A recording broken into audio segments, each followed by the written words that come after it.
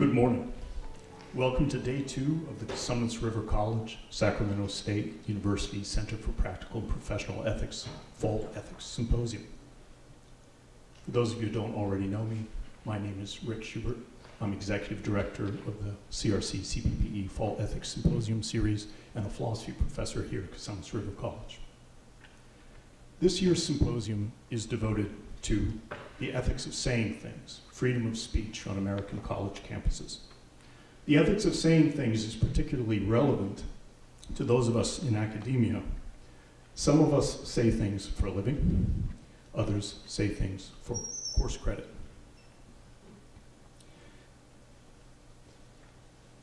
A central issue regarding moral theory concerns the scope or demandingness of morality. Questions regarding how far into the various aspects of our lives the requirements of morality really reach. Ethics and morality are two separate things, even if related. Lying to your mother is usually morally wrong, but not usually illegal unless she's a superior court judge and you were just sworn in. For many years, it was legal in this country to own other people, although it was, of course, never morally permissible. This symposium will address some of the boundary issues regarding ethics in the private sphere, ethics and morality.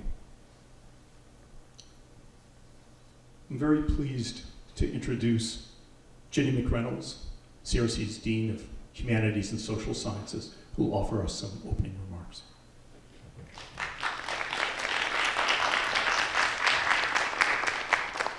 Thank you. And I wanted to welcome you to CRC officially. This is a wonderful opportunity to share ideas with each other and to hear some speakers that you don't normally get a chance to hear on a daily basis. And that's really what I wanted to say today, is that we are so blessed to have professors like Dr. Schubert at CRC, because it really speaks to the commitment that people have at this college to bringing real life experiences to the lives of the students who participate. And this is one opportunity that I think we're all very lucky to have. When I was at Sac State yesterday for the opening of the conference, I said that in community colleges we talk a lot about student success, and this kind of conference is the sort of event that not just promotes student success, but almost literally guarantees it, because it's an opportunity for students and staff and faculty to talk about real issues in real time. We were just talking earlier about the uncanny timeliness of this topic for this particular conference. So I feel very lucky to be part of this, and I hope that you feel that too, and I hope that you have a wonderful day here at our campus and appreciate everything that's set before you. Thank you and welcome.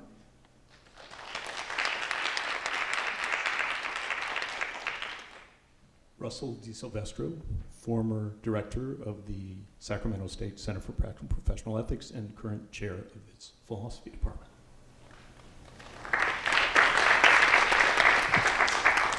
Thank you, Rick, and I'd like to thank Dr. McReynolds for coming to Sacramento State yesterday.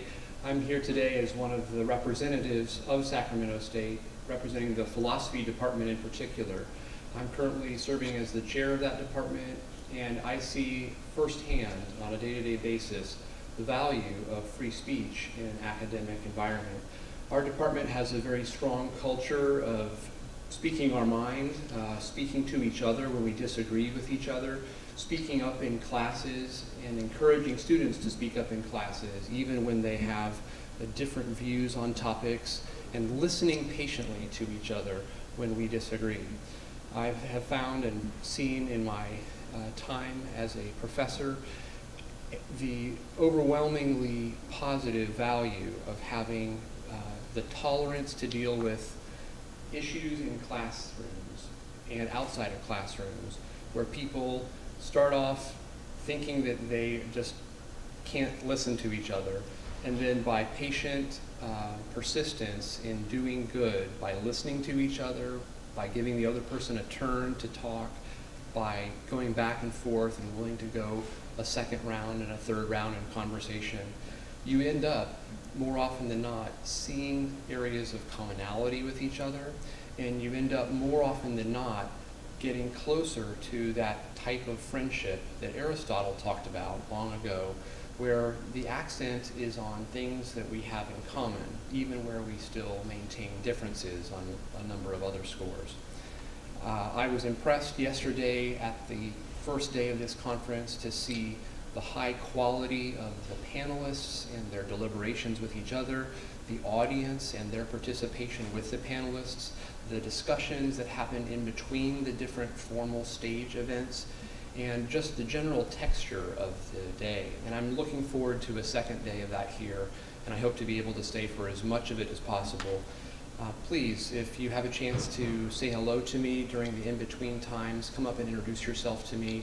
I recognize that the history of our relationship between Sacramento State and Cosumnes River College has been strengthened in the years that this ethics symposium has been going on, and we're proud to have many of the former CRC students come to Sacramento State and either take a class in philosophy with us, become a minor in philosophy with us, become a major in philosophy with us. And so it's really a pleasure for me to be able to welcome you here on behalf of Sacramento State and to encourage you to have a really thoughtful, interactive day at this symposium. Thanks.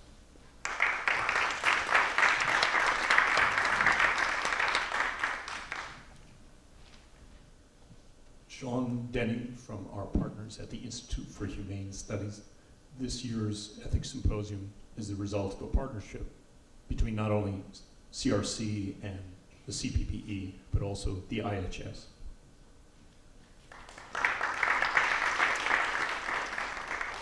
Good morning, everyone. I just wanted to say that it's a pleasure to be here for day 2 of the Ethics of Saying Things. I wanted to thank Dr. Schubert for inviting us and for allowing us to take part, because I think that this event is really something special. We first got involved last year with the Fall Ethics Symposium, and we were kind of taken aback by just how well run, how well executed, and how thoughtful the content was. And this year we wanted to do what we could to help. But I think what I wanted to share today was just a brief story about the founding of the Institute for Humane Studies, because I think it's particularly relevant for our discussion today. The Institute for Humane Studies was founded by Professor Floyd Arthur Harper, and he was a professor of economics at Cornell University in the 1940s. And as you can imagine, in the 1940s, it was quite the controversial time. With World War II raging, there was mass destruction and the erosion of civil liberties, not only in warring Europe, but also on the homeland in the U.S. Harper was concerned with the erosion of civil liberties, and in one of his economics classes in Cornell, he wanted to teach a book called The Road to Serfdom by F.A. Hayek. And the sort of core argument of The Road to Serfdom was that during wartime, it's frequent for governments and societies to limit civil liberties and to really take the toll on their own citizens. And he was concerned with this, and so he wanted to share that in one of his classrooms. But the administration at Cornell pushed back, and they said that this book is simply too controversial for this time. These are not ideas that we are allowed to discuss right now. And so Harper was frustrated by this lack of academic freedom. And so and he later went on to found the Institute for Humane Studies in 1961. And our mission, as it is back then, is largely the same today. Our goal is to support students, scholars, and academic communities to help them explore the big ideas that can really lead to us making a positive difference in the world. And again, I just want to thank everyone who helped make this possible, because I think that this event is truly an example of something that, an example of helping ourselves discuss what ideas can positively impact the world. And we have speakers coming from all across the country here. And so throughout the day, I highly encourage you to meet them, to ask questions, to get involved. And I just think that through this discussion, we'll be able to come to something cool. And if you have any questions about IHS, we have some programs intended for students who are interested in graduate school. And we have scholarships and support, and we run other events similar, but probably not as good as this one, throughout the rest of the country. But thank you again, and I hope you all have a blast and use this event as a springboard for asking future questions. Thank you.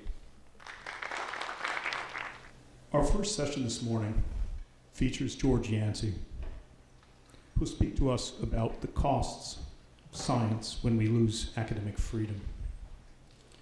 George Yancey is Professor of Sociology at University of North Texas.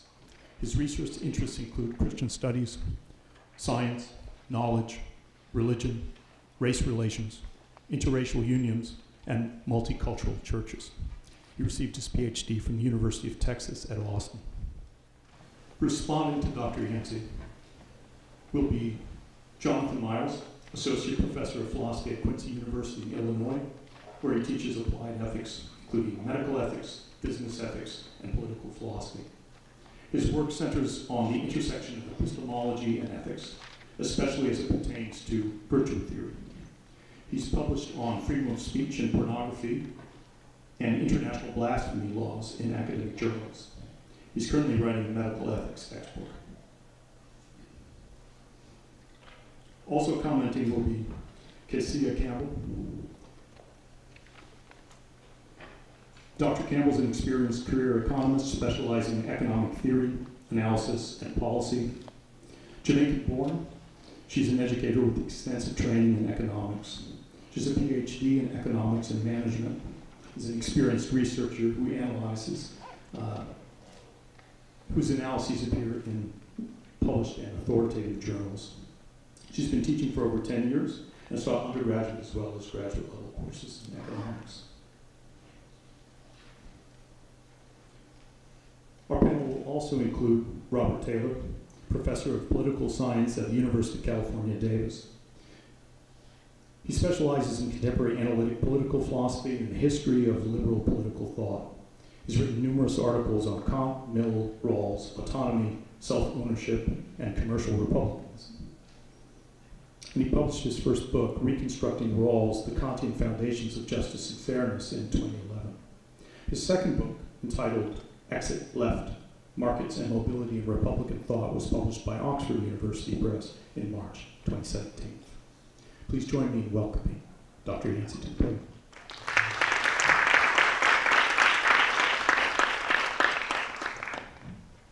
Thank you all for having me here. It's good to get out of Texas every now and then. As I was telling people, I'm the father of two very young boys, and so actually I get to travel to rest. It's great having them. It's great to be here. I want to talk about science and academic freedom, and I want to approach this as what's good for science. Okay, so in one sense, I'm not talking about what's good for, students and professors as if freedom. I mean, I think that's well covered and very important. But my argument is that science itself suffers when we don't have academic freedom. Now, I have to admit that I called an audible on this. Originally, I was going to look at two studies, one very poorly done study and one that was pretty adequate. I mean, I was not to say it's the best study in the world, but it was pretty adequate. But the one that's poorly done fit into the biases of the field, and the other one did not, and show how they're treated differently. I sort of decided to do something different, though. So what says in the program is a little bit different from what I'm going to do. The adequate one was a study on same-sex parenting. I'd be happy to talk about it later on, and how people try to stop that study. But what I really want to do is show what happens when we restrict certain perspectives out of science and how that allows bad science to go on. So I'm still going to show you the very poor study. I'm going to follow up with one that maybe not as quite as egregiously poor, but still has persisted, still has a lot of people still buy into that theory, this particular theory, and I'm going to show you that the theory is very flawed. And I'm going to argue the reason why the flaws are not caught is because certain individuals have been excluded from the sciences, or at least their perspectives have been excluded from the sciences. And so that's kind of what I'm going to try to do in these 40 minutes, and we'll see whether I can pull it off. All right. First thing we have to ask is what sort of biases are in the field? And this is probably not going to come as a surprise to most of you all, but the religious and political makeup of academia, as you probably you may already know this, but I'll just give you some stats. Only 7% of the members of the National Academy of Science have a personal belief in a deity, and you compare that to, what, about 70% or 80% of our country. Only 2.9% of academics at elite universities are considered Protestants, compared to about 30%, 30 to 40% of our country. And then we look at political makeup. Among all faculty, 72% label themselves as liberals, compared to 15% label themselves as conservatives. And the political party breakdown is 50% Democrats to 11% Republicans. And you can compare that to the rest of the nation as well. 7.9% of all professors in 6 major disciplines identify themselves as Republicans. So what we have here is a community that's overwhelmingly progressive politically and overwhelmingly irreligious. Now, the idea of science is it works in a community. The idea is that if I have a bad idea and I get it out there, I'm in a community that says, hey, that's a bad idea. Here's why that's a bad idea. And then the critique would take down my bad idea. That's the way science is supposed to work. Science is not supposed to be an individual thing that one person does and says, I've done this study, therefore it's all settled. It's a community. What happens when that community is skewed like this? Well, one answer people say is, well, it's skewed like this because religious individuals and political conservatives, or political non-leftists, if you will, just aren't interested in science. That they select themselves out of science, so it's not a problem of bias. So first thing I want to do is show you that, yes, bias is a problem. And to do that, I'm going to use some work from my book, Compromising Scholarship. I know this is a shameless plug, but I know this is talking about libertarians. And you libertarians, you like us entrepreneurship, right? So feel free to buy my book. But this is where this work comes from. What I did was I sent this question out to a variety of different academics. Assume that your faculty has hired a new professor. Below is a list of possible characteristics of this new hire. Many are characteristics you cannot directly inquire of the prospective candidate. However, if you're able to learn these characteristics about a candidate, would that make you more or less likely to hire them to support their hire? Please rate your attitude on a scale in which 1 indicates the characteristic greatly damages your support to hire a candidate, 4 is the characteristic does not make a difference, and 7 indicates that the characteristic greatly enhances your support to hire the candidate. If you do not understand the characteristic, then please indicate such with a non-applicable. All right, so what categories am I talking about? These categories. I asked about each one of these categories: Democrat, Republican, Green Party, Libertarian, Communist Party, NRA, ACLU, heterosexual, homosexual, bisexual, transgender, atheist, Mormon, fundamentalist, evangelical, mainline, Catholic, Muslim, Jewish, vegetarian, hunter. I thought it was kind of cute. I thought, hey, you hunt rabbits, do we not want to hire you? Married, divorced, cohabitating, single with a child, over 50 and under 30. So, so they got asked about each one of these characteristics. Where did I send it to? These are the disciplines that I sent it to. Political science, anthropology, history, physics, chemistry, experimental biology, philosophy. A lot of philosophers here, language, non-English, language, English, and then I had to use my own discipline, sociology. All right, so that gives you a little bit of sense of what I did. Now the question is, what percentage of my respondents who have been told that, technically you can't use this to evaluate, but if you found out, would it make you less willing to hire them? What percentage of them would say, yeah, if I found out that you're a Democrat, I'm less willing to hire you. If I find out that you're a hunter, I like Bambi, I'm less willing to hire you. If I find out these things, I'm less willing to hire you. So let's break it down first by certain religious groups. So there was 7 categories, really. The middle category is, 4, which is it doesn't matter. And you can see that for fundamentalist Christians, that and this is all the disciplines put together. I can, if anyone's interested, I can break it down by groups of disciplines later on. But you can see that for fundamentalist Christians, that probably about half of the individuals say, I'm less willing to hire you if I find out you're a fundamentalist Christian. For evangelicals, it's a little bit less than that, probably about 40% if you add all those percentages together. For Muslim and atheists, not much at all. This indicates that for conservative Protestants, if you're found to be a conservative Protestant, it lowers your chance of getting hired. It is a screening mechanism religiously in academia. What about politics? Well, we see another screening mechanism in politics. It's not quite as strong, but it's still there. You know, if you're a Republican, it comes out to about 35% of the respondents say, well, we're less willing to hire you. Some of them, you know, only slightly less willing to hire you, but less willing to hire you. And if you're an NRA member, it starts reaching close to 40%. What's interesting, on the other hand, if you're a Democrat at ACLU, it actually helps you a little bit. You can see it, slightly enhanced for those two groups, as opposed to the Republicans and NRA members. So, to a lesser extent, but still, there's a screening mechanism as far as politics in academia. Now, here's what I'm saying. I'm not saying that you can't be a conservative Republican and get into academia, because you can be. They exist. Evangelical Christians exist in academia. But if you're being screened going into it, how open are you to comment based on your political or religious perspective once you're in there? For example, if you're a feminist, there's journals on feminist sociology, or feminist with this, feminist that. You can speak from that perspective. How free are you to speak from that perspective if you know that half the people are less willing to hire you because you're highly religious? So you can get in there, but your voice is muted.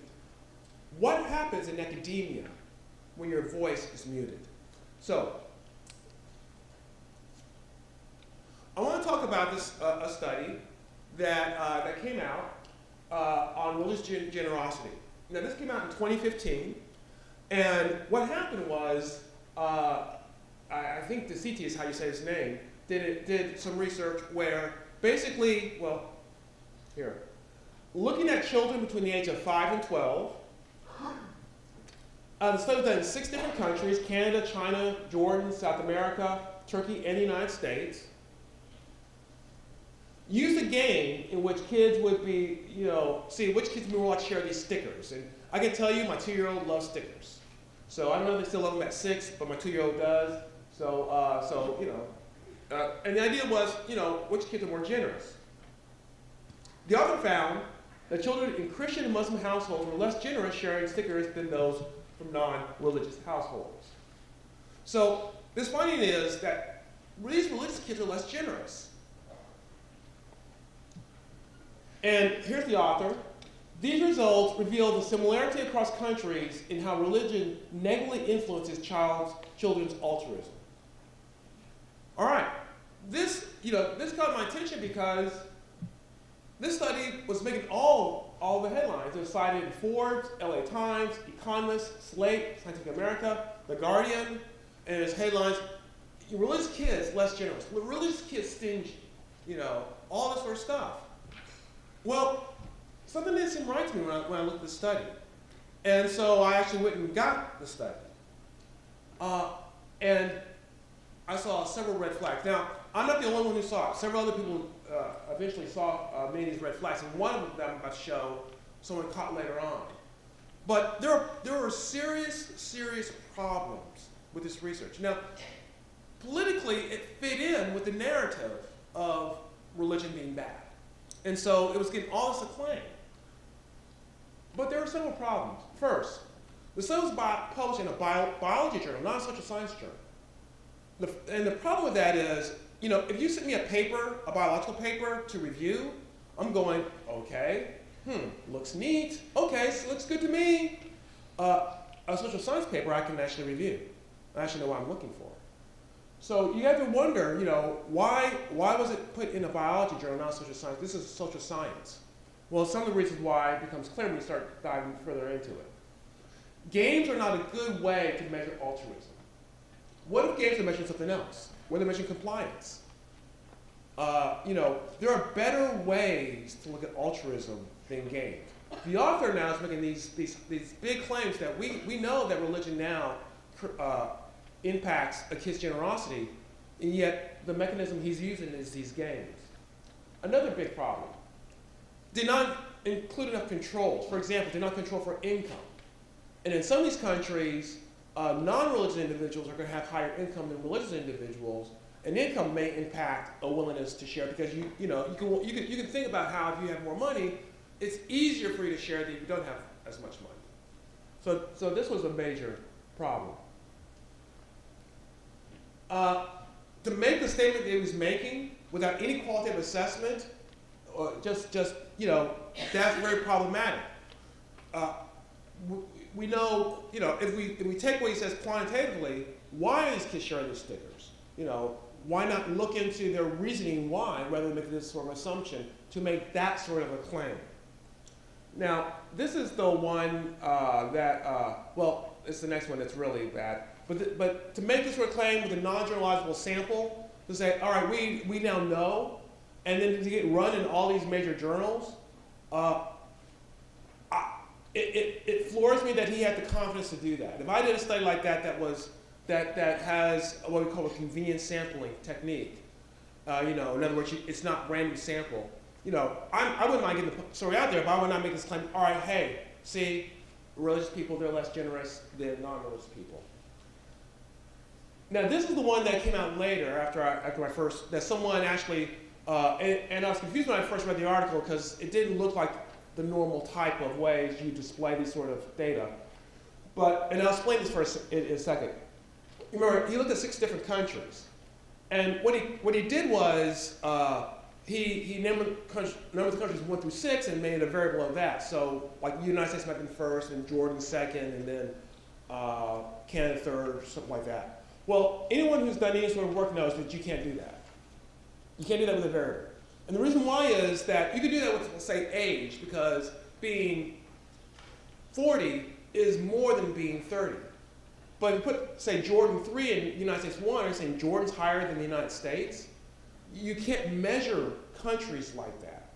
You know, they're dichotomous measures. They're what we call dummy variables if you have any sort of experience with this sort of thing. We didn't do that. And actually, when the person with the data saw this and ran the models with the variables properly specified, the results he found went away, which indicates that what's happening in each of these unique countries was explaining the difference rather than this religious difference. So I hope I'm explaining that to you because I'm trying to explain it to you like you're my wife. And to my wife, I give my papers, she goes, hey, sociology people, hey, what are these numbers doing here? You know, so I'm trying to explain to you, she's not into the math and stuff like that, but I'm trying to explain to you that variable, this discounts the study completely, in all honesty. You know, I don't know if I'm getting through to you. The study is now officially garbage if you misspecify the variable that badly. And then ignores all other research. I mean, the researchers act like, I'm the first one that looked at religious generosity. No, you're not. All these studies did so too, and they came to an opposite conclusion. And this is what caught my attention. I actually knew about the research, this wasn't my ear, I knew about the research that said that religious people actually tend to be more generous than non-religious people. Now, with proper, you know, caveats to that, I'm not trying to make some sort of, hey, you know, if you're not religious, you're stingy. I'm not saying that. I'm just saying that's what research has said in the past. So I said, why do you think this one study, when you got this many and more, you know, we could put more up there, but you got this many and more that comes to the opposite conclusion. And he cites none of these studies. So why does this study get so much traction?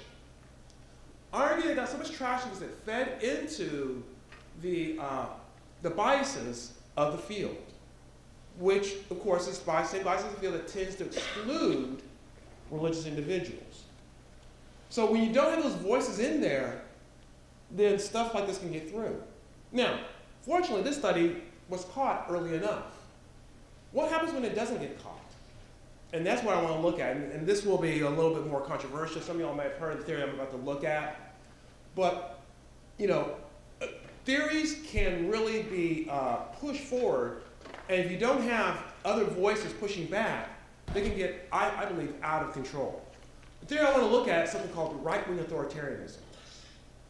Right-wing authoritarianism is this notion that there's this authoritarian value that leads to a lot of the negative dysfunctions in our society. So I'm going to look at that, and a lot of the work I'm looking at comes from this book. Don't buy this book, even though it's from me. It's too expensive. Check it out from the library. Okay. So yeah, I can write the book, but the publisher sets the price. So, but anyways, a lot of this comes from this particular book.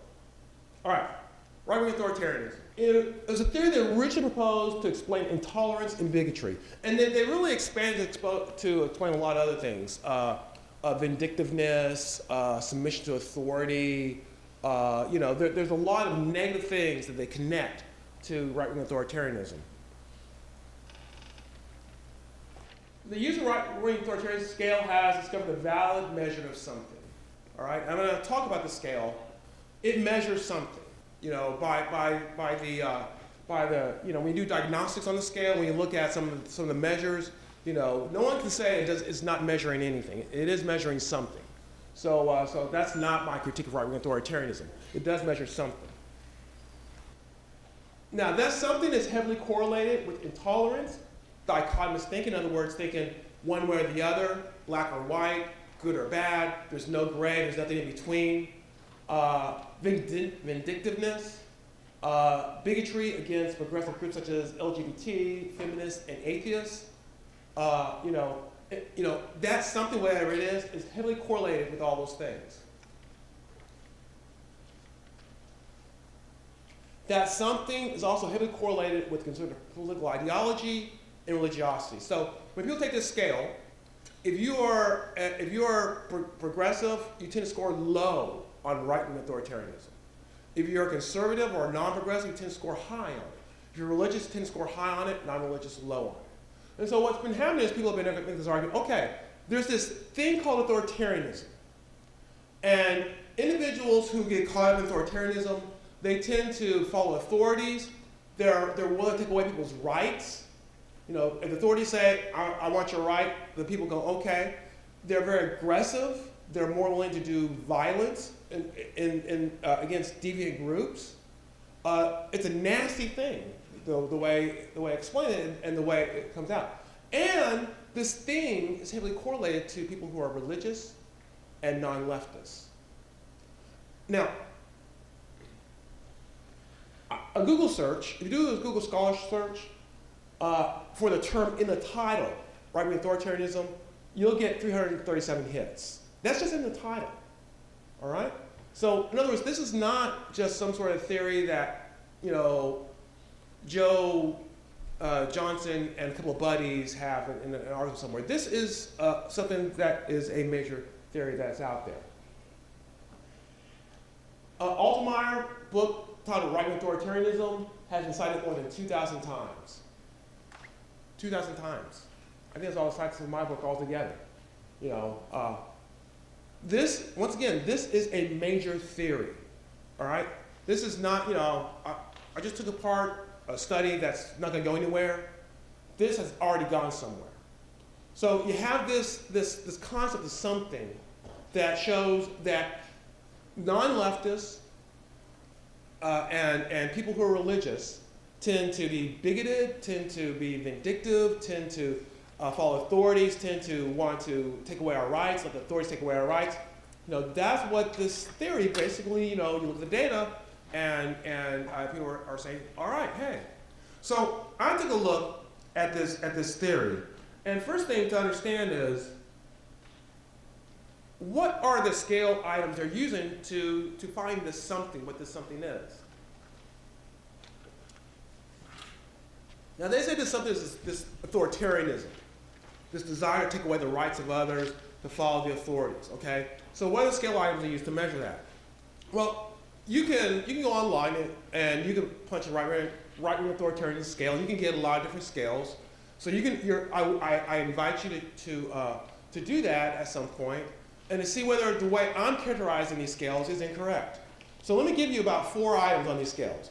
The scales can vary. I've seen some as low as 20 items, some as high as I think about 40 items.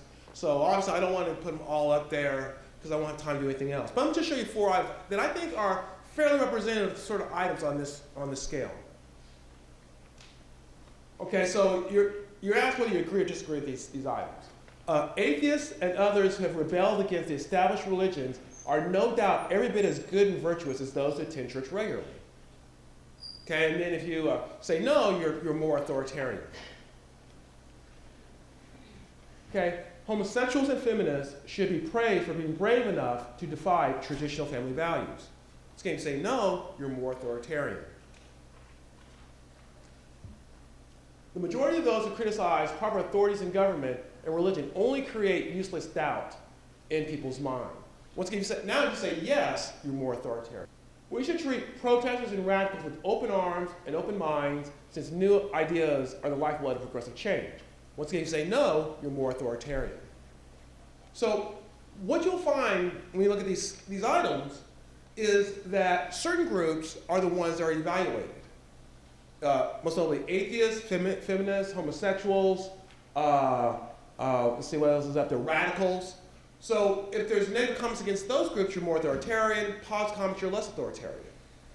Now, to me, when I look at this, I go, okay, what if something is not this global authoritarian construct, but what if it was, as it's brought out yesterday, about in-groups and out-groups? So if you like those groups, you're going to score lower authoritarianism. If you don't like it, higher authoritarianism, regardless of whether or not you want to use the authorities to take away the rights of others. Well, I wanted to test this. So what I did was it's a convenient sample, so once again, I'm not going to make the mistake of saying, hey, I found from all truth from all high, but I'm saying, is it possible to see in a sample individuals who score high in right-wing authoritarianism, and yet they're not very authoritarian in the right circumstances, and those who score low in right-wing authoritarianism, and yet they are very authoritarian in certain circumstances. Because authoritarianism is supposed to be, I use authorities to take away the rights of others. So let's do this. I sent out 6 scenarios to this convenient sample. I collected the sample. I think I collected it through Amazon Mechanical Turk. Those of you who are familiar with that. So it's not representative, but I was able to get a diversity in my sample. I tested the scale, and it came out, and all the things that you predict would happen, that people who are more progressive scored lower on the right-wing authoritarian scale, people who are less religious scored lower, so forth and so on. So, everything worked out that way. All right, so I sent out 6 scenarios. My first scenario, I call Muslim, goes like this. Imagine that radical Muslims are able to launch a successful terrorist attack in the city of Los Angeles by blowing up several city buses. The death toll of such an attack is approximately 200 individuals. Due to the success of this attack, federal government officials gathered about 1,000 Muslims and placed them in a makeshift camp. The officials in charge contend that they need to do this since they're the most suspicious individuals and as such need closer scrutiny. However, after 3 months, many individuals become concerned that the government has abused its power. How serious would you say the abuse of government power is in this situation? So, all right, so now, are the authorities misusing their power? That's what the question is. Higher numbers indicate more, what I'm going to look at is called correlations. So correlating, when you can do authority uses power to your score on the right-wing authoritarianism scale. All right, so that's how I'm doing. Right, when you score the right-wing authoritarianism scale, I give you this scenario, and then I give you, how serious is this, and you say how serious it is. And higher scores means more seriousness of the situation. Now, the score is negative, and it's a high correlation, negative 0.449. Correlations run between -1 to 1. This is what we would call a very strong correlation. It's what you would predict with right-wing authoritarianism. The authorities are abusing a group, radical Muslims. That wasn't measured in the original scale, but one can imagine that it would be one that progressives are more sympathetic to. And this is not a surprise. So what happens now with this next scenario, which is not one of those traditional groups that people might think of? All right. Actually, this one will be too. I'm sorry. We'll get to some other ones in a sec. Federal authorities are concerned about voting irregularities. Thus, a law is passed in which a person must produce an official form of identification in order to vote. However, many civil liberty organizations are pointing out that obtaining such an identification is more difficult for the poor, the aged, and minorities. They argue that such a law indirectly restricts the rights of such individuals to vote. However, the government officials argue that such a law is necessary to make sure people do not try to vote multiple times or replace someone else. How serious would you say the abuse of government power is? And once again, this is a negative. It's not quite as strong. But once again, look at the groups that are being pointed out, especially minorities. So once again, is this a political thing or is this about the authorities abusing their power? Okay, and then this is going to be the final one that fits in with right-wing authoritarianism, and then we're going to look at some counterexamples. Individuals become concerned with the recent influx of illegal immigrants. To deal with this issue, a state government passes a law that allows police officers to question any person that they stop for other legal reasons about their immigration status. Those who are not able to show that they are legally in the country can then be held for further questioning or possible deportation. Immigrant rights groups complain about that the law increases the possibility of racial profiling and unfairly empowers state officials to enforce federal law. However, state officials argue that federal government has not done an adequate job of enforcing immigration laws. As a result, people in the state have suffered from the result of illegal immigration. How serious would you say the abuse of government power is in this situation? And once again, as we expect, we get a negative correlation, a negative 0.282. Okay, so now let's go to the fun ones. A woman picks up an advertisement for a roommate in her local church. In that advertisement, she states that the person who rooms with her has to be a Christian. The local housing authority hears about the request and instructs her to alter the advertisement so she's open to roommates of any faith. She argues that she wants to live with someone with a similar religious lifestyle so that they may be compatible with each other. There'll be less stress in her living situation. The housing authority argues that the advertisement is currently worded illegally discriminates against people who are non-Christian. How serious would you say the abuse of government power is in this situation? Now the situation is not one of the groups that normally we think of be protected by progressives, but a Christian. And now the situation, and by the way, I'm not making any judgments on these scenarios myself, all right? All right? I'm interested in, here's a situation where the authorities are intruding. How do you feel about that? Right-wing authoritarianism says, I'm going to go with the authorities. But not in this case. Notice the correlation is now positive, not negative. It's not as strong as some of the other ones, so it's 0.148, but it's still significant. In other words, the higher you score right-wing authoritarianism, the more you think the government's abusing the situation. That's opposite of what the theory should predict. Well, that's a fluke, right? On a college campus, a Christian student group has a rule in which only Christians are allowed to be in positions of power. The organization also says that such individuals must live a sexually pure lifestyle where they cannot engage in homosexual or premarital sex. The university sees this as discriminatory against individuals based on sexual orientation and religion. The university also sees such rules as a violation of the mandate in the university towards diversity. Officials of the university argue that allowing this group to maintain a non-diverse leadership supports cultural homogeneity. Thus, the officials refuse to allow this group to be an official student organization at the university until it changes the leadership rules. How serious would you say the abuse of university power in this situation? Once again, this is not a traditional group that we think of from a progressive standpoint. And now it's a much stronger positive relationship. Being high right-wing authoritarianism means you think this is a more serious situation. That's kind of what right-wing authoritarianism says you should think. Then the final one, a Christian graduate counseling student tells her professor she believes that homosexuality is immoral. As a result of her statement, she is forced to undergo diversity training, which includes the signing of a statement that endorses homosexuality.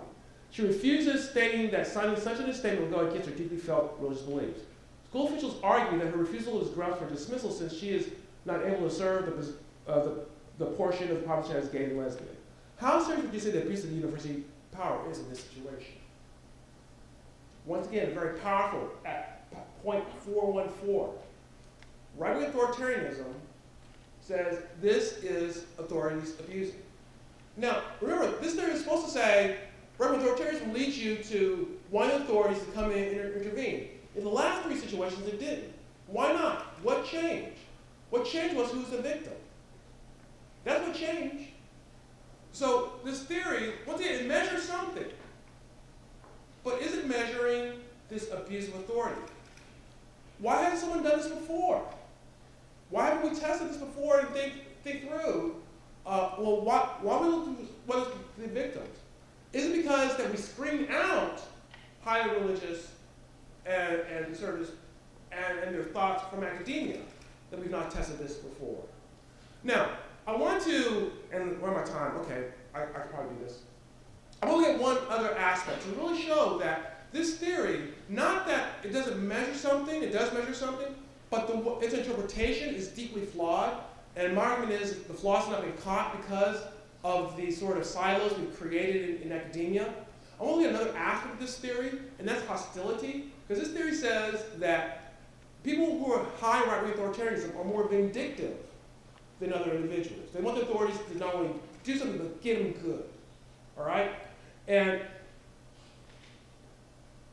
this is the scenario that's been used a lot of times to show this, that usually what happens on this scenario that I'm about to read is that people who are high ranking authoritarianism want stiffer punishment. All right, so bear with me. This is a little bit longer to read, so bear with me on this. You're a judge presiding at the trial of the People versus Robert Smith. Evidence introduced in the court indicates that on the evening of May 23rd, a Matthew Burns, a 47-year-old Caucasian accountant, was walking to this car in the hotel parking lot when he was stopped by a man who produced a pistol and demanded Mr. Burns' wallet. Mr. Burns complied, but as the robber ran from the scene, Mr. Burns stood in the doorway and began shouting, "Stop that man!" These cries were heard by policemen cruising nearby the patrol car who, after a short chase, apprehended Mr. Robert Smith, a 28-year-old Caucasian with no fixed address or occupation. Police officers saw Mr. Smith throw what proved to be Mr. Burns' wallet down a sewer as if he pursued. Smith matched the general description Mr. Burns gave of the assailant, but Mr. Burns was unable to identify Smith with absolute certainty because it was dark in the parking lot at the time of the robbery. Smith saw another man running from the parking lot, and then he found the wallet. He began to run after picking up the wallet because he heard the police sirens and realized how incriminating that circumstance was. That was also, according to Smith, the reason why he threw the wallet down the sewer. Smith has a record of 2 previous mugging arrests and 1 prior conviction. He was found guilty of robbing Mr. Burns by the jury, and it's your duty now to declare sentence. A second conviction of armed robbery is of this sort punishable up to 10 years imprisonment with parole possibility after 1/3 of the sentence have been served. When asked if anything to say before being sentenced, Smith said he was again innocent. What sentence would you give? All right, so the question is, how severe the sentence? You can see from the score, from the correlation score, that those who score right-wing authoritarianism are more likely to give a stronger sentence. That is consistent with what previous research has said on this particular scenario. It's been used several times to show that people with right-wing authoritarianism, they get stiffer punishments. And this is to indicate that they're more vindictive. When the authorities say you're guilty, we're going to make sure you're punished. So, once again, I say, all right, let's change the question. Let's see whether it's the authoritarian saying, the authority saying you're guilty that's doing this, or is it something about the victim and sympathies? Are there political dynamics at play? So I created my own scenario. All right, you're a government official who has to decide the punishment of Mr. and Mrs. Henry Argyle, who was found guilty of refusing to rent a room to a same-sex couple. The Argyles have been found guilty once in the past for this violation. The details of the case are below. A same-sex couple, John Williams and Sam Taylor, approached the Argyles about renting their duplex. They make them next-door neighbors to the Argyles. The Argyles are a Christian couple who think homosexuality is a sin. Key witnesses produced by John Williams testified that the Argyles told them that the thought of having a gay couple sleep next to them gave them the creeps. When Williams and Taylor approached the Argyles about renting the duplex, they were told that they had to fill out a rental application. They did so, expected to hear back from the Argyles in a week. When the week had passed, they contacted the Argyles several times, but for 2 weeks, the Argyles did not return their messages. When finally they contacted John Williams and Sam Taylor, it was to inform them that they rented to another couple, an American homosexual couple, attending the same church as the Argyles. Record subpoena by John Williams' lawyer indicates that the duplex was offered to the married couple 2 weeks after Mr. Williams had filled out the rental application. The Argyles admitted there is nothing in Mr. Williams and Mr. Taylor's credit score or rental history that prevents them from obtaining the apartment, but claimed that they misplaced the application and did not find it until after the apartment was rented. Mr. Williams' lawyer pointed out that Mr. Williams tried to contact the Argyles several times and was willing to refill out the application if it had been misplaced. A Council of Housing Equity ruled the Argyles should not have rented the duplex to anyone but Mr. Williams and Mr. Taylor unless they have shown a response, could have shown a reasonable, non-religious justification for not renting them, or unless a same-sex couple did not provide a deposit within the proper period of time. The Argyles did not demonstrate that either of these situations were true. However, the council is only empowered to determine guilt or innocence. You are the government official who is in charge of imposing a penalty on the Argyles. Given the fact that the Argyles have a previous equal housing violation against another same-sex couple in the past, the maximum penalty that you can assess is a fine of $10,000. With this information, what would your decision in this case be? If you're an authoritarian, right-wing authoritarian, the authorities have found them guilty, authorities you should be more vindictive. And yet we have a negative correlation of negative 0.4494. It's the opposite. My argument is right-wing authoritarianism is a flaw, the way it's presented. the way it's presented. I think what it measures, and I think what this shows it measures a certain authoritarian attitudes in combination with certain political perspectives. That hostility towards, feminists or LGBT or that sort of thing. It measures that. It does not measure this overarching authoritarian attitude. Why is this important? Books are written making the argument that the authoritarianism of the religious and political non-leftists is incredibly damaging to our society. I'm trying to remember the name of the author who wrote a book on conscience of a conservative or something like that, a recent book, where he basically uses right-wing authoritarianism to say, this authoritarianism is going to kill our society. Maybe, but there's also authoritarianism on the left that's not been captured because in academia we don't see it. This is what it costs us to screen out individuals, to let them not say things in academia. We only get half the story. We don't get full science. So only, if you care about science, you should care about who is not allowed to speak and why. So just some brief implications. This is my argument. I think it only measures authoritarian attitudes towards progressive groups. It's not this authoritarian attitudes towards everybody. Science must be a community of open inquiry from all sides of an issue. In theory, that's what it's supposed to be. In reality, it is not. Political skew and barriers make it harder to detect the problems of right-wing authoritarianism, and we can think of other theories this may be true on. Lack of academic freedom is bad for science. It is in the interest of academics to fight against forces that seek to limit our inquiry. And that's kind of where I want to leave off. We should be fighting for academic freedom for a lot of reasons, but as a scholar, I think we should be fighting for it for science. Thank you.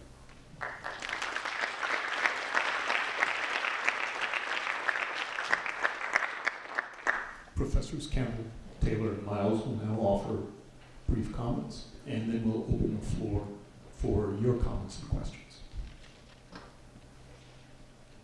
I'll leave it to Professor Yancey whether he wants to respond individually or wait until every commentator has a chance to speak.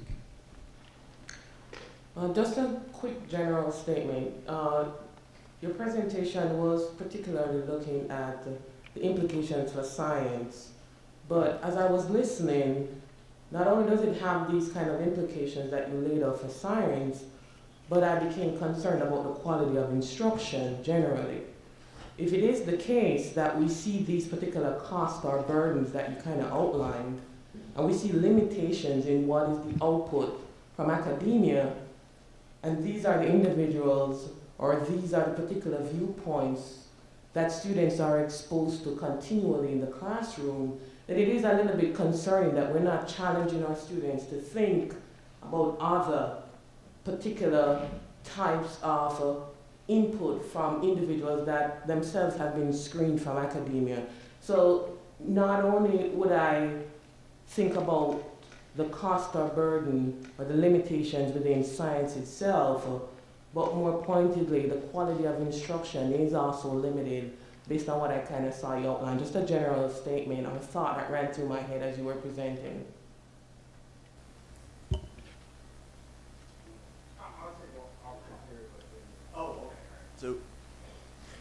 So I have really just two things. I have this annoying habit of when I'm listening to somebody talk that I try to put myself in the mind of the person who's doesn't agree, right? I mean, there's a lot of their stuff I very much agree with, but I have this annoying habit of playing devil's advocate. It comes from reading too much Mill. And so I just have one sort of, I'm trying to put myself in the mind of someone who is sort of skeptical of your claim. And here's the one thing that I'm thinking of. So if your claim is that academic freedom or loss of academic freedom is causing voices to that don't fit a narrative to be marginalized, the worry is that if we that the easiest solution to that is to sort of just open up all kinds of things for scholarship, right? I mean, that if we let 1,000 flowers bloom, so to speak, that we could actually undermine scientific credibility, right? So a study is marginalized, an article gets rejected from a couple of journals because it involves white Christians or whatever. And the response from a lot of the white Christians is, well, look, we're being persecuted, we're being oppressed, we're being pushed off to the side. What should we do? We just opened it up to all kinds of theses and scientific studies, and then we end up with a lot of subpar scientific studies. Does that make sense, what I'm saying?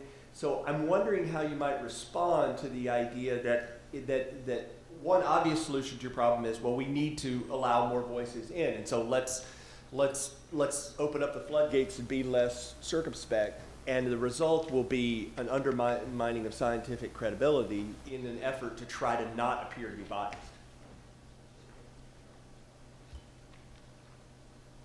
So I'm going to go ahead and continue on the devil's advocate sort of line. Just a couple of comments.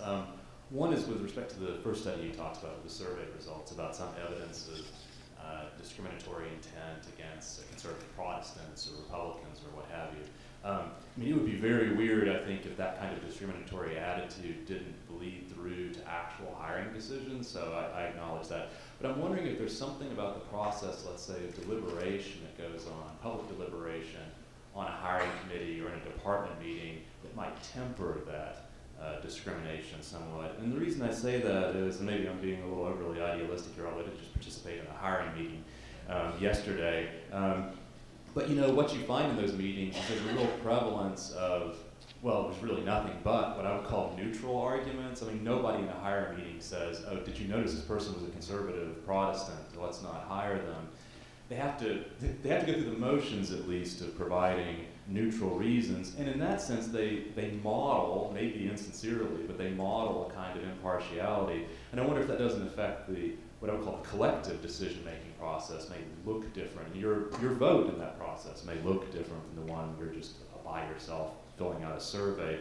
The other thing I thought of in that context was thinking about, I've only been on one jury, but it was a jury decision over a serious matter.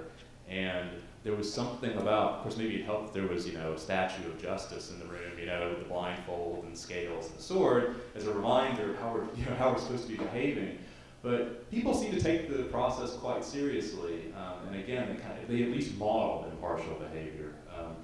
That was just first comment. Second comment, this is a real devil's advocate kind of position. So, ideological discrimination. Is there anything good to be said about it? Now, it strikes me that if ideological discrimination leads to ideological self-segregation, either within institutions or across institutions, so I'm thinking here of like Marxists flocking to UMass Amherst and libertarians flocking to George Mason University, honestly, I think that's a bad thing, for the very reasons that you bring up. But what if it's the case there's ideological discrimination, but those with heterodox views stay integrated, whether it's in departments, whether it's in disciplines, what have you. In that case, it strikes me it's possible, at least, that this could sharpen the arguments of the people who hold the heterodox views. It may force them to engage more deeply with their opponents, maybe through imminent criticism, being forced in some sense to adopt the position of the opponents and argue within their frameworks to try to persuade them in some way. I don't know if that's an unalloyed good thing, but it may be partially a good thing. And I'm thinking specifically of some examples in philosophy of John Tomasi, for instance, in the philosophy department at Brown University, David Schmitz at the University of Arizona. These are people who are ideologically heterodox within the philosophy profession. They're classical liberals and libertarians. And I think them staying within those departments and staying within the discipline and remaining integrated has made them better philosophers and better scholars. So. Yeah, thanks for all those comments. Those were really good, and I'll try to address them all at one time. The instruction, I think, is very interesting, and of course, it's something I have thought about. This doesn't just affect the research; it just affects how things are, how how we instruct it, how can it not? I tell my classes, I start telling my classes, first day of class, if I'm teaching something that's not a methodological class, my class is not a safe space. You are going to encounter ideas you don't like. If you came to college and encounter ideas you like, then this is not the class for you. I'm probably going to piss you off at some point in the class, because I'm going to piss myself off at some point in the class. I'm going to say something that I don't like, but I just have to say it because that's what science says.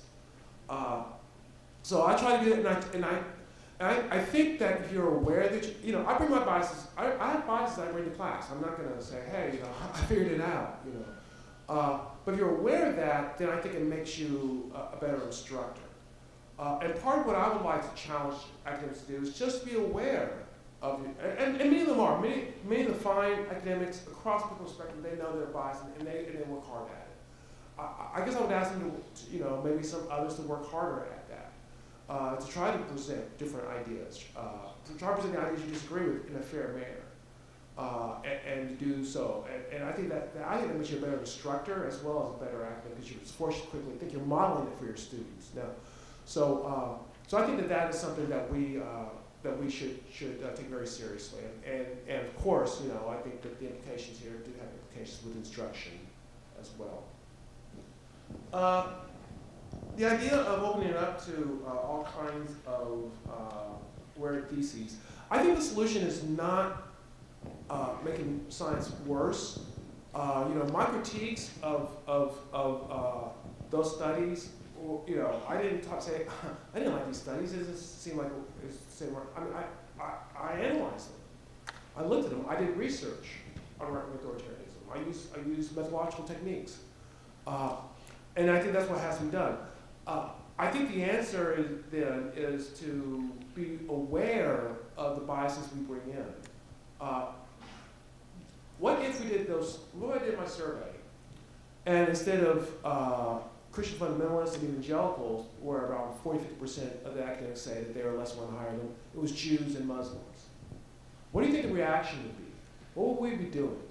We'd be thinking, all right, how institutionally are we excluding these folks? Where's this attitude coming from?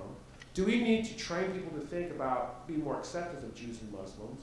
We would be doing stuff like that. So why are we doing it with the results that we already have? So being aware. So what my thing is, you should be totally judged on, you're going to get a job. You should be totally judged. And I'm chairing 2 search committees right now. So why I'm here instead of doing that, how I'm finding time, I don't know. You should be totally judged on your performance, your previous publications, your teaching record, your service. You should not be judged at all, with some exceptions if it's a religious school. You should not be judged on your religious faith, your political viewpoints. Those things should not come into play.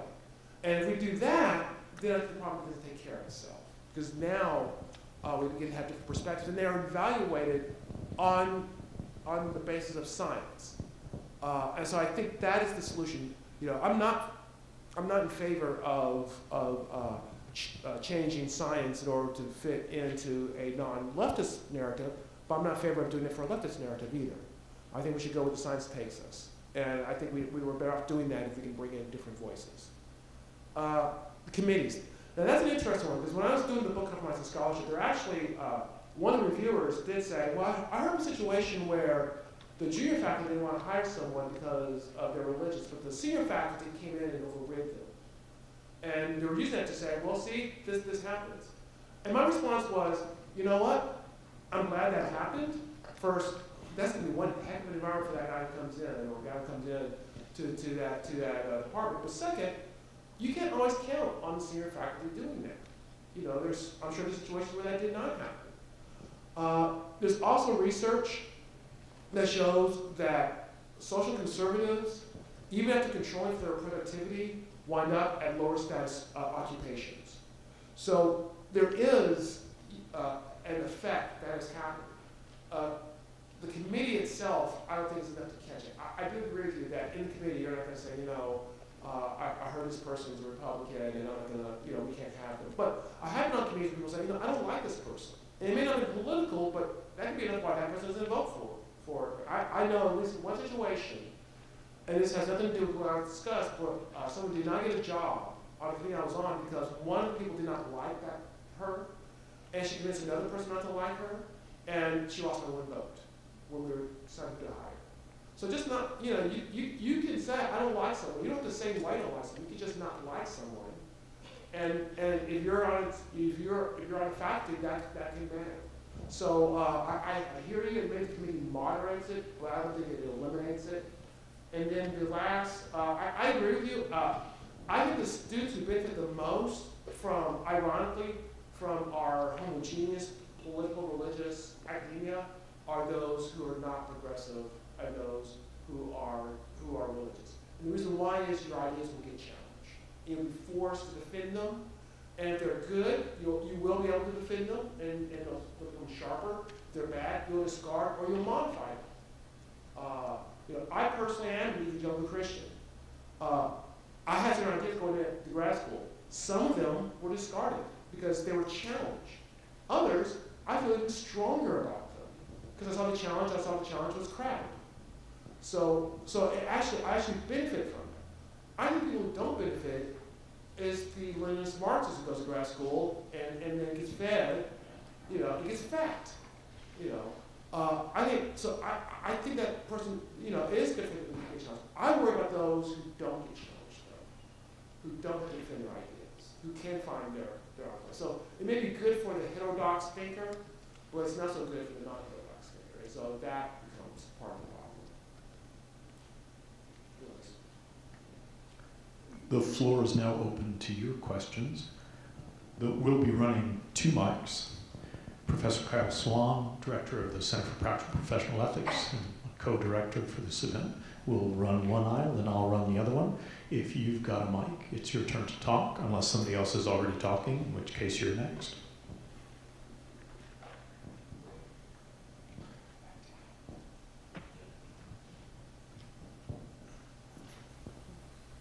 Thank you. Good morning, everyone. I had a question. I had to write it down because I wanted to make sure that I was asking it the way that I meant it. All right, so this is a question. Anyone can answer it. But I thought about the fact when you were talking, and you partially answered it in one of your comments that you just made.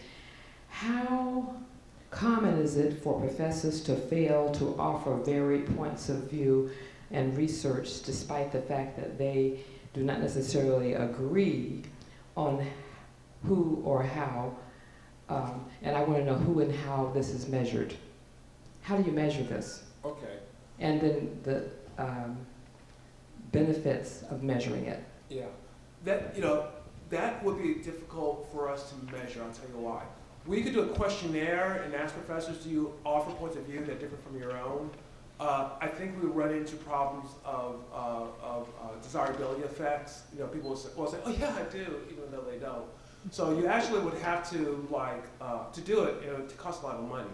You actually would have to select certain professors and sit in on their classes long enough to see. And then even then, then you have to learn their points of view. That is a very difficult, I have to sit down and think about that sort of, how you do that research. I know I'm not going to be able to do it, but that's a nerdy thing I like to do, is think about research that I can't do, but how I would get it done. So no one's really done that in a way because it would be very difficult research to do. So anything I would tell you would be a guess. My guess is that probably about half, if you're looking at subject matters that are controversial, all right, not math or something like that, which is I would guess probably about half the professors really try to introduce points of view that differ from their own, and about half do not. That's been just my personal experience. That's not based on research. Once again, thinking about it, that'd be very difficult to do that research with any degree of confidence. But just from what I run into, from having dealt with graduate students who are teaching and seeing their perspectives, about half the time I find professors offering just their point of view. About half the time I find professors who do honestly offer different points of view and try to keep the students guessing what they believe and stuff like that. So, but once again, that's a guess. And I just want to add one thing here. There's a book a couple of years ago called What the Best College Professors Do. The author's name is Bain, I think, B-A-I-N. And one of the things that they did surveys of college students all over the country and isolated sort of what are the virtues or the traits of a good college professor.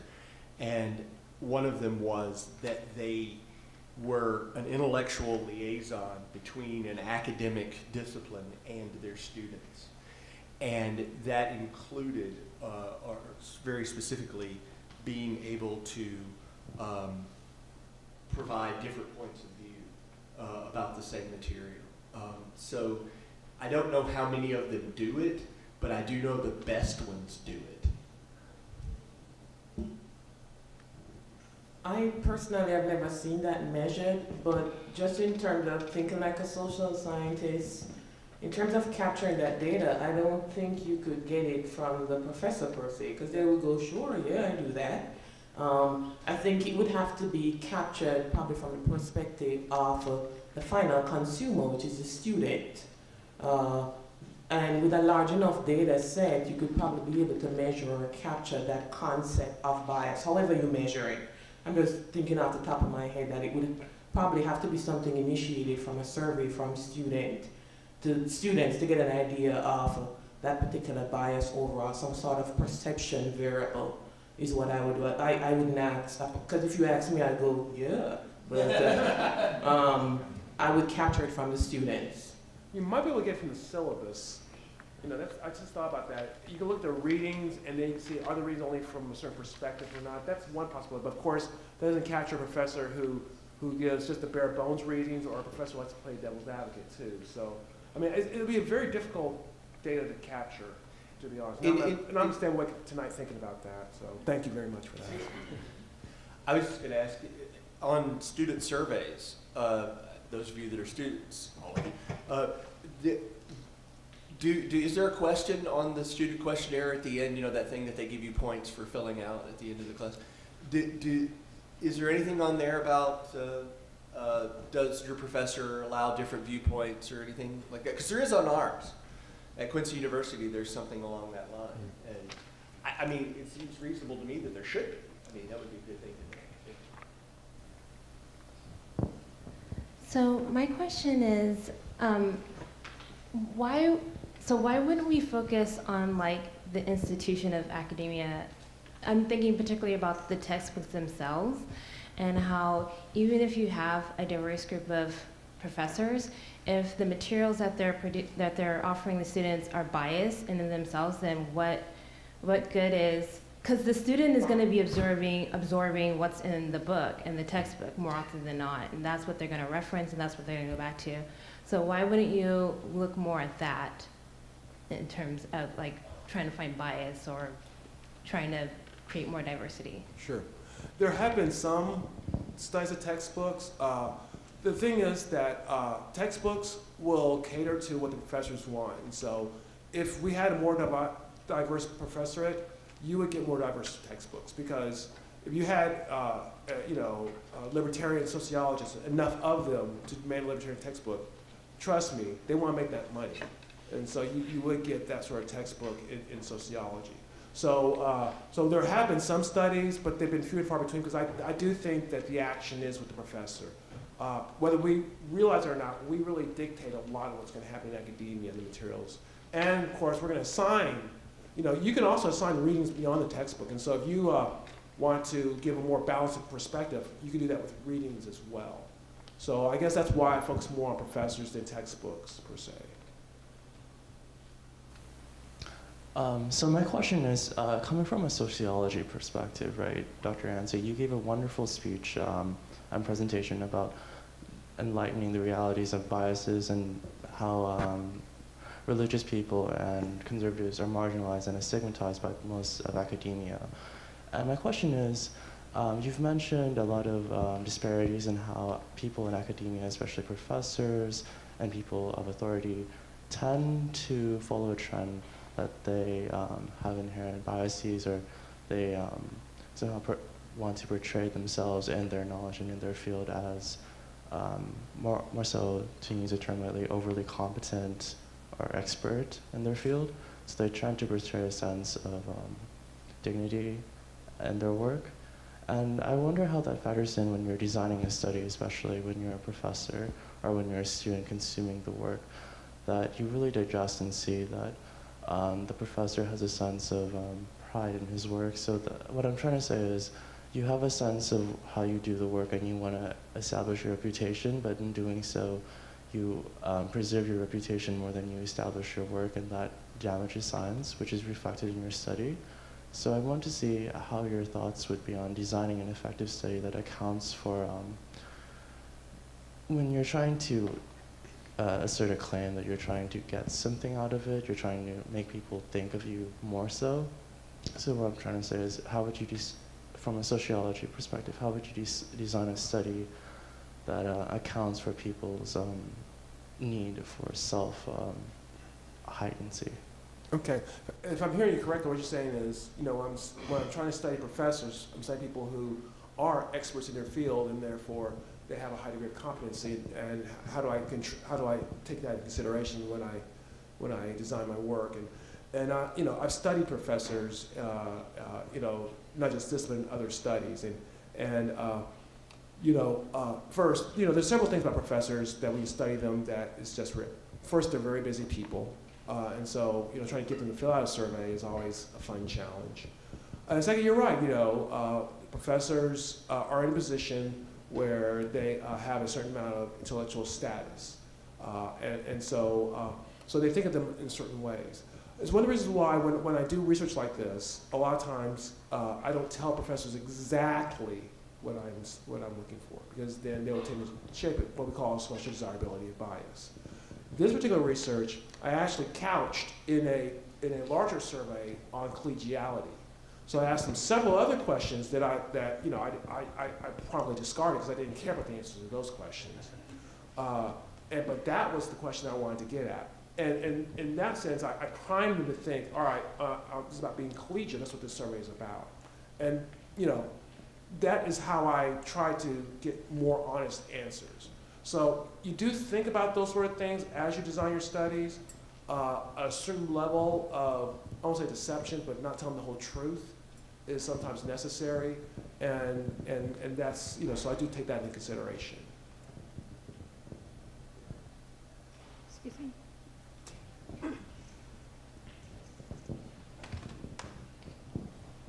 Hi, I'm a philosophy major and here at the junior college, and my concern is I hear a lot of information from philosophers such as Hume and Kant, and at my age I wonder how much of the information that's being given to me should I consider as a truth, because they seem to have issues,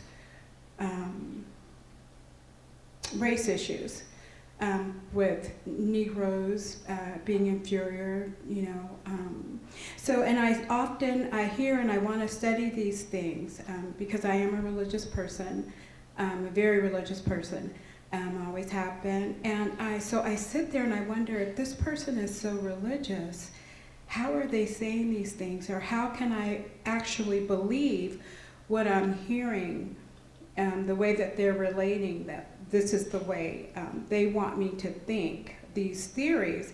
How can I play them out when I think that their personality is flawed in a way where that they aren't, being accused of being murderers or child molesters or, sexual deviants, where they're just saying, well, this person, because of the color of their skin, they're not capable of having superior thoughts. They're only capable of acting this way. And then to have my professors keep claiming that they are the goodness and the right voice for philosophy. How do I deal with that as a student? Or are you concerned with that as a student? Go ahead, two philosophers. Okay. Yeah, so maybe I'll just go back to the beginning and the comment about Hume and Kant.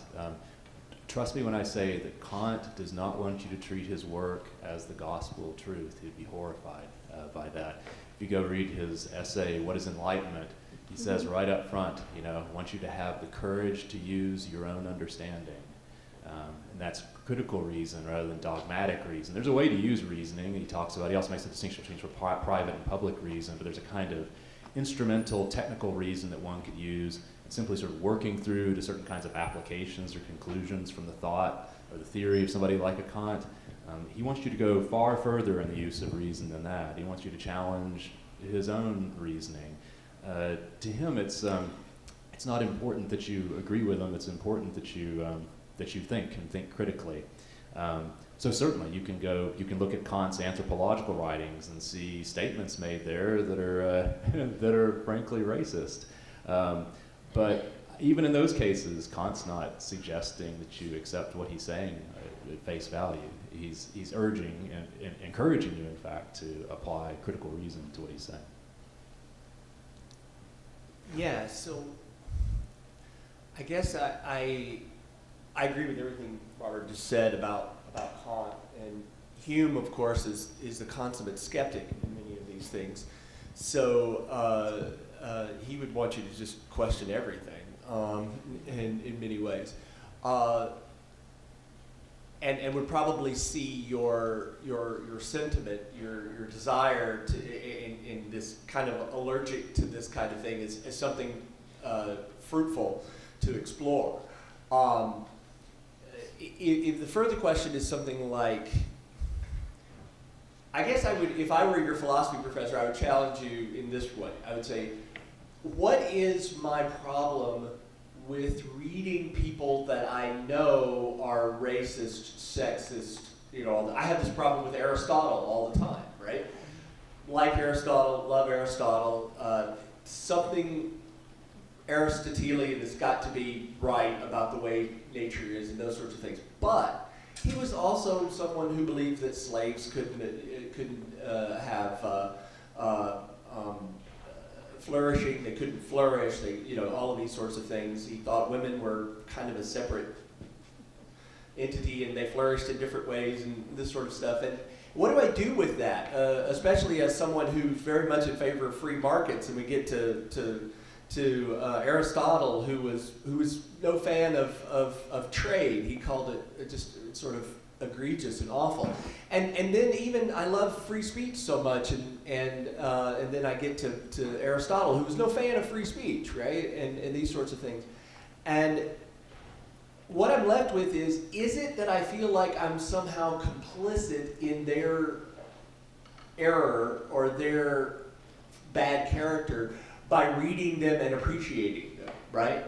Or is it that I'm worried that I'm going to change my own views? If it's the latter, if it's I'm worried about changing my views, then I don't think you have to worry about it with Hume, Kant, or Aristotle, or any of them, because you're in the right field, right? We're going to question everything, and we're going to ask the right questions, right? That's what we're going to do. That's what logic and critical thinking is for. If it's the former, that you're worried about a kind of complicity, or I feel icky when I read these people, knowing that they are not good people, right? Then this is a philosophical puzzle that you ought to explore, right? I think one of the greatest issues right now, and will be in the next 5 years, is what does it mean to be complicit in something? Think about all of the different areas where that would affect. The cake wars about, you know, baking cakes and all these sorts of the idea of endorsing someone, all of the various things. What happens when you invite a speaker, or are you complicit in whatever it is that they say, or all those kinds of things. And there's great stuff on that, and I'd be happy to share with you, because I'm trying to work out this puzzle too. My next big philosophical puzzle for me is trying to figure out just what it means to be complicit morally. And so the interesting thing about that is, in order to explore that puzzle, you're going to have to read people that are morally problematic. Thank you so much. Okay, so I know this is a ethics symposium, but I thought of Thomas Kuhn, who was a contemporary American philosopher of science, when I was reading or listening to your presentation. And it made me think of his concept of paradigm shift, And seemingly we have gone through one, at least in the social sciences, in the last 100 years, from more, white male, traditional Christian-based into the more feminist, atheist, all the things you mentioned, progressive. And so it seems that we are speaking from two different paradigms when we are talking progressive versus conservative, et cetera.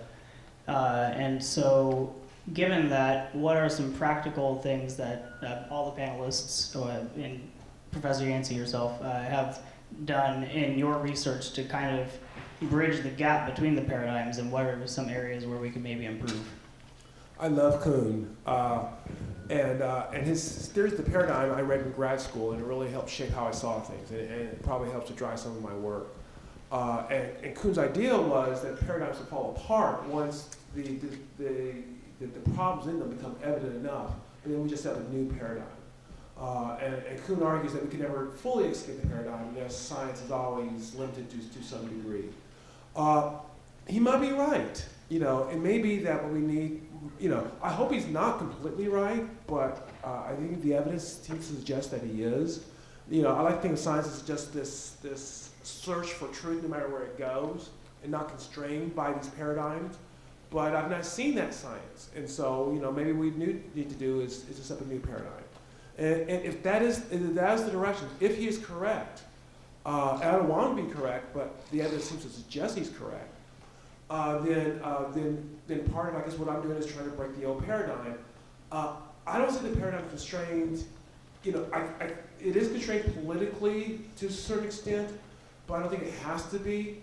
But maybe we can find a new paradigm that is less partisan, although it constrains us in different ways. And what that looks like, I don't know. I just know right now I'm in the process of critiquing the old paradigm and showing how the old paradigm has failed us. And then, in a Kuhnian manner, once the old paradigm falls, then we do this total search to see what the new paradigm is going to look like. And I wish I had, I wish I was smart enough to think that far ahead to see what that new paradigm will look like, but I'm just not. Unfortunately, if it's quick. It can be quick. Hi. So, wonderful presentation. I have a statement and then kind of a follow-up question for you. So, while I was listening to you speak, the first thing that came to my mind was recollection of all the conversations between conservatives and liberals, progressives.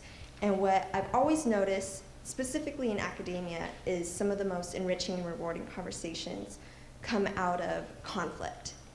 And I think that we live in this kind of post-racial society where we're always trying to avoid really hard conversations to keep it neutral so we don't offend anyone. And I think in that sense alone, we are really cheating ourselves of getting down to the nitty-gritty problems of really coming together and understanding each other. And I think a problem, or really a flaw in academia, is we're not only suppressing conservative views, but we're also suppressing any type of feedback from both sides. And we just leave it as hating each other is wrong, racism is wrong, and that's that. So I guess my follow-up question to that statement is, do you think one of the benefits of being more inclusive of all political viewpoints in academia and teaching both sides on an equal basis would open up that flourishing conversation so we can really get down to coming to a better understanding of each other's worldviews? I'm going to quick because I know the time's running out. I actually, because I've done work on race, and I think because I don't have an easily definable political viewpoint, I see things differently from others, and so I've talked about how we have to have communications across racial lines. And I've actually written another book, which y'all can buy if you want, called Transcending Racial Barriers. So I talk about active listening as a newer paradigm that we should engage in. I won't go all into it, but I do think that we got to get out of our state little silos, and that's a process in which we will do that. Please thank our speaker and panelists.